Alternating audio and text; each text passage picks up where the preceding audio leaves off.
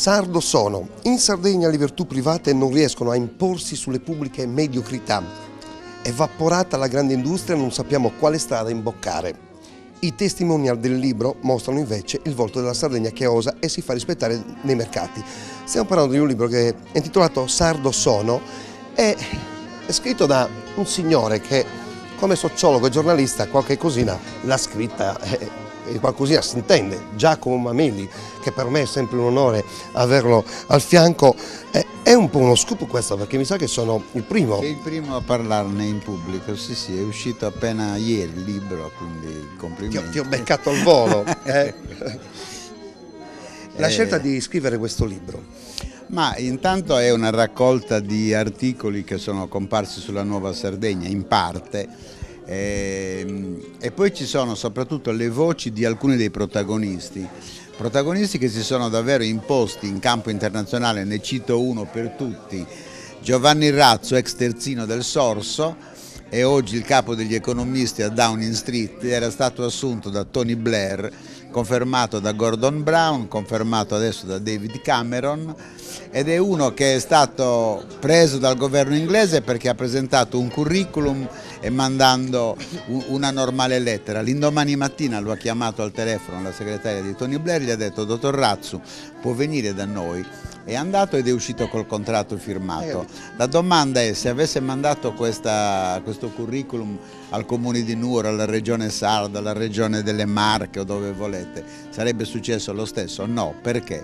Perché da noi in Sardegna, che in Italia, non valutiamo il merito, non valutiamo i curriculum. Giovanni Razzo è uno che si è laureato in economia alla Bocconi, poi è stato per 3 anni tra il Ghana, la Nigeria e l'Angola a capire i paesi che muoiono di fame, dopodiché ha fatto un master alla London School of Economics ed ecco che il governo inglese lo ha preso perché ha meriti, quindi non perché ha cozzato. Quindi è ancora il sottolineare che la meritocrazia c'è un capitolo che ho visto che è stato sottolineato: meritocrazia, questa sconosciuta, ma non a Downing Street. È Giovanni Razzo che lo scrive in prima persona ed è un vademecum, un 10 comandamenti per la politica italiana e per quella sarda in particolare, che, come dico nella copertina, è molto mediocre in questo periodo. Ma cioè, questo succede solo in Italia, in Sardegna? Beh, la situazione sarda, la situazione italiana è particolarmente grave, particolarmente si è aggravata in questi ultimi anni,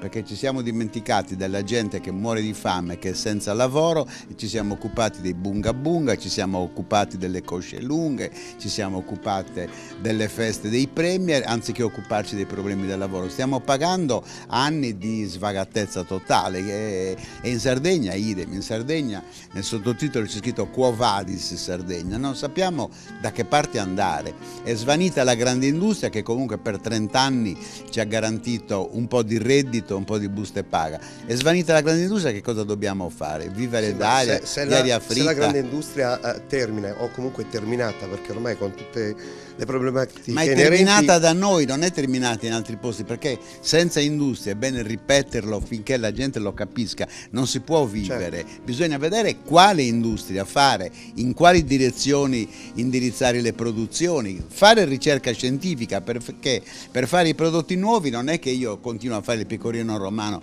come lo faceva mio bisnonno ad Arza. Certo. Lo devo fare con nuove tecnologie. L'Italia non investe in nuove tecnologie, la Sardegna idem, e paghiamo questo scotto, e siamo la regione italiana che ha il più alto tasso di disoccupazione giovanile, 45,3%. Gli indignados spagnoli erano col 40,7%, noi siamo al 45,3% e non ci dobbiamo indignare. Proprio di sì. Ma come la vedi tu il futuro della nostra isola? Ma il futuro della nostra isola io lo vedo affidato soprattutto alle nuove generazioni che hanno studiato e che devono per forza di cose cercare di capire che è la ricerca scientifica che deve fare i suoi passi in avanti, deve muoversi. Non possiamo certo continuare con l'andazzo del passato, non possiamo continuare con i contributi a fondo perduto, non possiamo abbiamo bisogno di una classe dirigente capace, e oggi la classe dirigente sarda non è capace, come si dice nel sottotitolo. Tra l'altro non l'ho detto io, l'hanno detto durante una lezione che ho fatto ad un master qui a Nuoro, alcuni studenti. Abbiamo una classe dirigente mediocre e la mediocrità si traduce col tasso di disoccupazione del quale ho parlato. Certo. Sardo sono, se vi capita, ma fatelo capitare, andate a recuperarlo questo libro, perché sicuramente impareremo, direi, anche cose nuove, scopriremo soprattutto cose nuove inerenti a quelli che sono Guarda, ti leggo una frase di un cassintegrato di Cortoghiana, così capiamo di che cosa parliamo. Questo è Corrado Marongio che dice, lui lo dice: stanno aumentando i casi di divorzio e le separazioni. Con queste legnate sulla schiena, tra le mura di casa non può regnare la concordia. Muoiono i paesi, muoiono le ciminiere del Sulcis e con loro si sfaldano anche le famiglie. Le prospettive non ci sono, è come se dalla Sardegna, dal Sulcis e da Ottana, da Porto Torres e da Arbatax fosse scomparso l'orizzonte. La Sardegna di oggi non ha orizzonte. E quindi insomma non la vedi bene.